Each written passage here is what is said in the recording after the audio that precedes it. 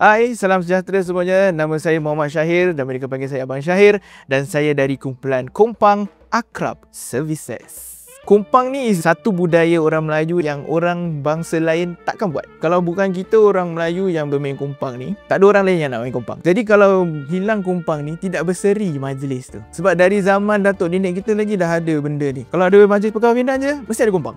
So apa perbezaannya? Dulu mereka membawa raja dan juga permaisuri sehari pergi ke pelamin. Tapi kalau zaman sekarang ni, kebanyakan kumpulan mereka buat lawat dan kemudian mereka akan buat persembahan, ajak pengantin untuk menari bersama dan buat benda-benda yang memviralkan lah. Sebenarnya Aduhai ni ialah sebuah lagu DK Barat kumpulan Dindang Mutiara yang digubah oleh Cikgu Azman. Kita gunakan sebagai lagu dalam persembahan kompang sebab lirik dia kena-mengena dengan pengantin, raja sehari, cantik berseri, merpati dua sejoli. Dan mungkin ada yang lihat selalu kita menggunakan lagu Aduhai ni, jadi dari situ orang kata, oh, Aduhai ni akrab punya. Padahal bukan. Sebenarnya kumpulan DK Barat Dindang Mutiara. Kompang ni adalah salah satu seni budaya Melayu. Jadi kita kena harus kekalkan dan melestarikan seni budaya Melayu.